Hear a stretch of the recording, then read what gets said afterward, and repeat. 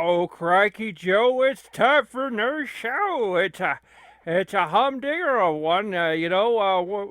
Okay, so you had a brain chip so far. You've had a subway system. Yeah, I've just patched up the house.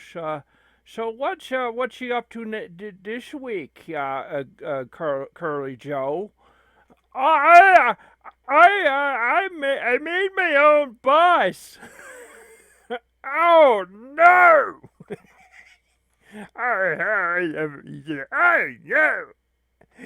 Oh no! Oh crikey! He's made his own bus. I've hired a bus driver, and he's gonna be doing fairs throughout Crackton, Ohio, here in the Minnesota area. Oh no! Uh, oh, crackies. Oh, no. Oh, no. Oh, who is the bus driver? Well, actually, I couldn't really find someone on short-handed, but apparently this portal opened up and there's this guy, and he was all cross-eyed, and he helped me. And oh, no. Oh, am I gonna get to meet him, Curly Joe? Oh, God! You get the free rides. Yeah. Okay, we're going outside. Special appearance by Cyberground Productions, Pooh Guppy Adams. Whoa, well, whoa there! Oh no!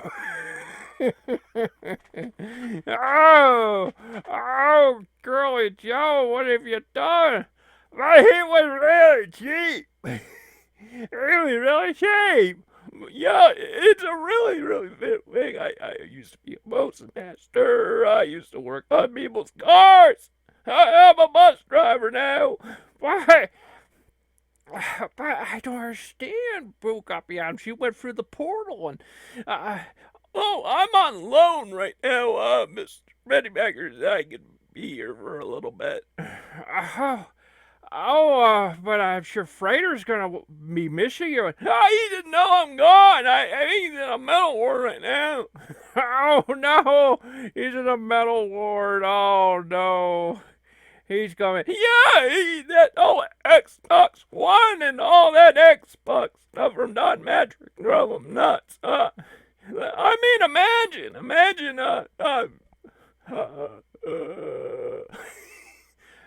he does that, he just loses his breath because it's the inhale voice. Well, what happened was Don Matrick, he said that you can watch your TV on your video game system and you can play your video games on your TV. Uh, wait, what? Excuse me. Crackies, my brain doesn't. It'll drive you insane. It's not logic. We're stuck in 2011. That's how they used to think. You can watch your grainy TV that makes you throw up. You can watch your grainy TV that makes you throw up, and and then you can watch it. Then you can watch your TV on your video game system while playing Halo. You can watch The Price is Right and Halo. It doesn't make sense. It's crazy, crazy, crazy.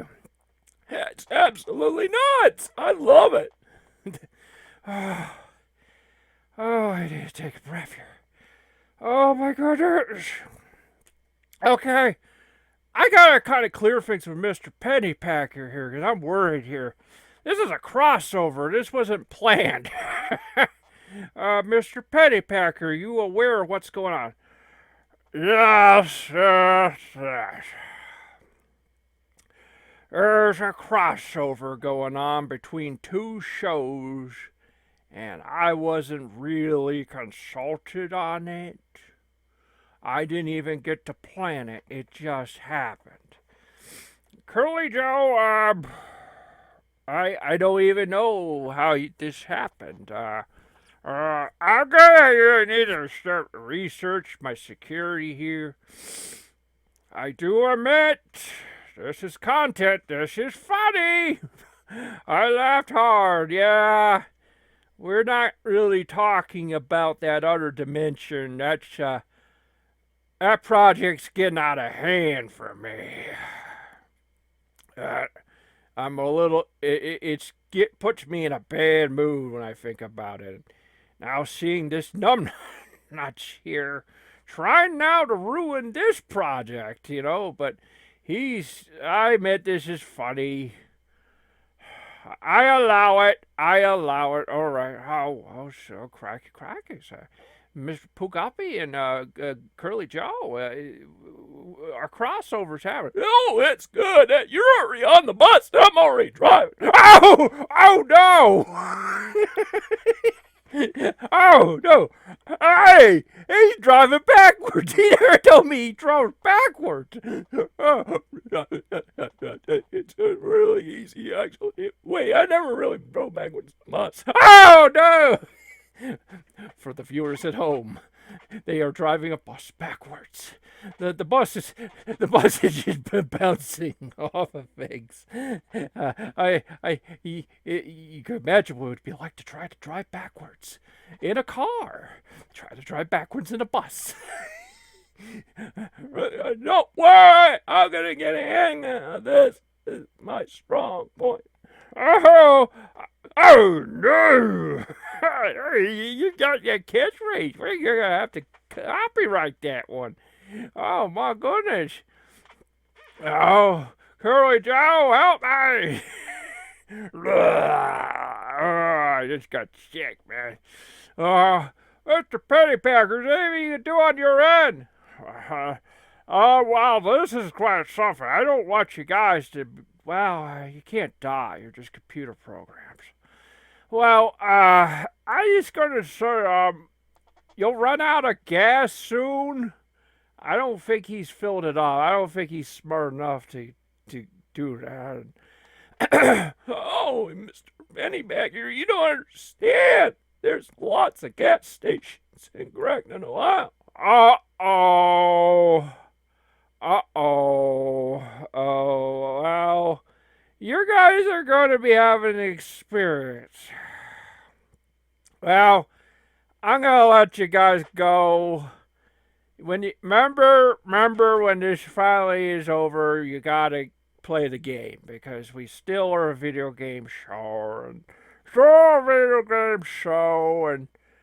we play wrestling games because there's no new games that are interesting and they're all a bunch of paid services anyway. So services where you gotta make separate accounts and should I even talk about that? It's already 8 minutes into the show, and I don't like these things to be long anymore. We'll just get to it eventually. Well, Curly Joe, we got a new match. We got the Andersons, Ole and Arn Anderson versus the Rock and Roll Express. Ricky Morton, Robert Gibson, and it will be from the Omni in Atlanta, Georgia. And J.J. Dillon is the manager of the Minnesota Wrecking Crew. Ole and Arn, who are the NWA National Champions. National Tag Team Champions, I should say. So, again, we're having our match from the Omni. I'm going to give you a flat-out warning. This match is not complete. It's only about 10 minutes long because doing commentary over wrestling takes a lot of energy, and we had as far as a recording, as far as like lately at Saturn Grove, this is being recorded with a couple other episodes, so we're a little tired, you know. And again, it says Dallas, Texas. I always say ignore that because in order to to make a arena always be booked from a certain location, you literally got to go off a tick box and individually untick every location in the world. Okay, no one has the time for that. I know some can say, well, there's autistic people. Really, really. Uh, okay, so now I can understand, I understand now why people download the shows. I just come to the realization. I kind of went, why would I download a show? I just need the arena. But that's probably for that reason, so that the person now has that. Yeah, it's for universal mode. But here's a Rock Row Express. I will let you know that in this game, people don't seem to know the difference between a ring attire and an entrance attire. They seem to get confused. Maybe it doesn't actually tell them, and they get confused. And I've had to sometimes make concessions and just go to the created wrestlers I downloaded and then just change them because you're gonna go, oh, Ricky Morton takes that shirt off. He does not take that shirt off in this match. I kind of went, oops, and I'm not going to delete the recording. I just had tough luck. He just doesn't feel like taking the shirt off. It's not against rules. Although technically, Arn Anderson could just take that shirt and choke him with it, because that's usually what happens. You're against Andersons. They hurt people. They're very painful people.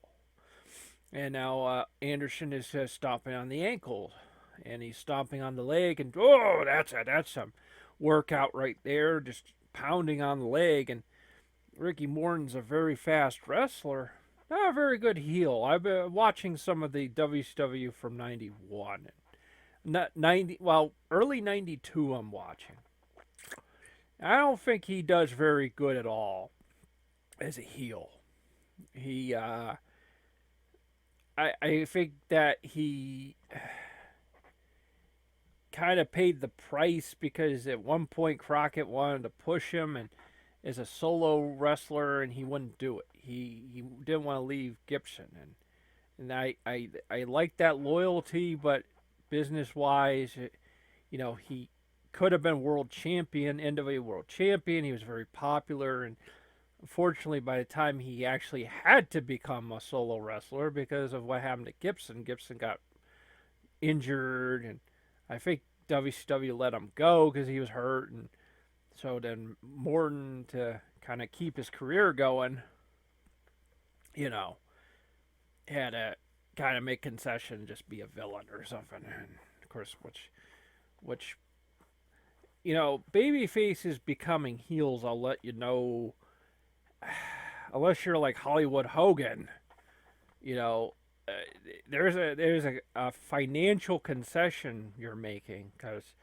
I remember even CM Punk kind of talked about that. He said how like there was some wrestlers that did really sell some pretty good merchandise, and you usually get a cut of it even in WWE, and those wrestlers would really they would really feel it, they would really feel the cut, because now they're a heel. The little kids don't want their stuff anymore. And this match might end in a count out. I don't know, we might. That was close. That was cutting a second there. Luckily, the referee, he kind of stalls. He doesn't go 1, 2, 3, 4, 5, 6. He just, gives the guy way more than 10 seconds to get back in the ring. One of the things that these games did away with, which there's that kendo stick. Fortunately, I kind of went when I saw that, because I went, oh, I forgot to edit the weapons. Now you got a weapon that you usually wouldn't see, in the mid '80s and stuff, so. Again, I'm very happy with the arenas and allowing fans to make their own arenas, because some people really do make some pretty accurate looking arenas. You have the Omni. You can. I lately instead of like say like downloading like say WrestleMania 3 or downloading a certain Starcade. I said instead, I said, well, how about ouch, Ole just gets slapped. Oh no, they're all after him. Oh, I'll slam right on the hard floor there. I don't know. I can't. Sometimes they had an apron, sometimes they didn't. I think they make you put an apron down, but sometimes people use mods, and they sometimes that like in the case of Boston Garden, you got pure wood floor and stuff. But like I said, I said that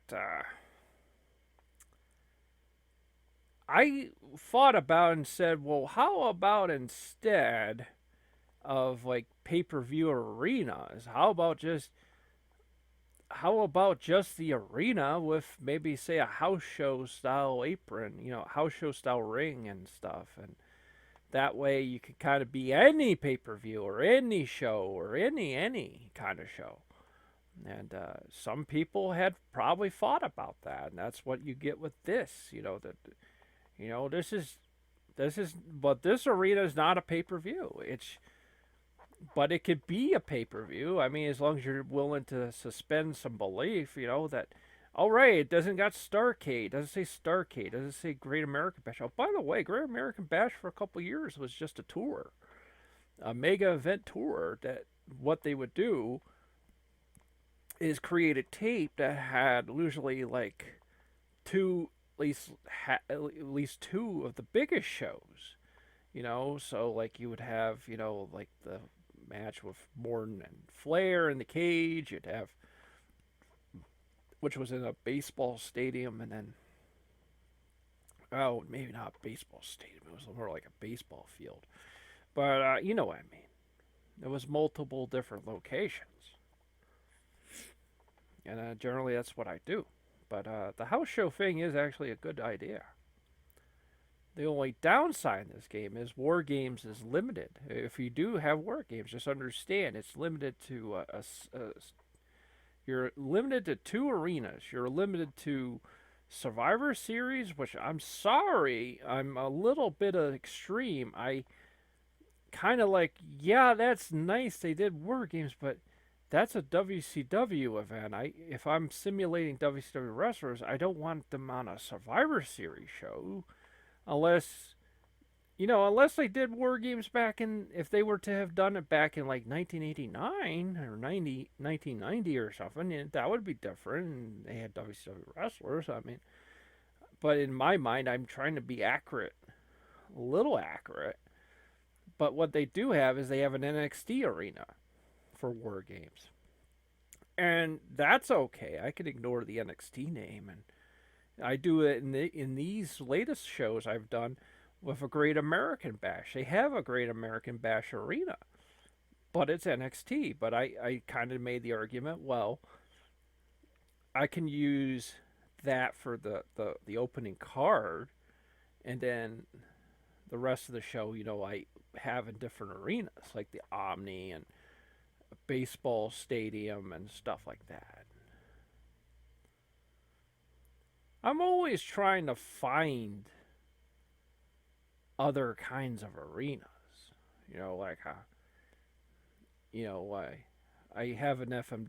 I don't know what happened with that move right there. It was kind of like he was trying to do Carlito's move, but I don't know if it. I'm confused. Okay, he just ran in the ref, but it didn't knock him out.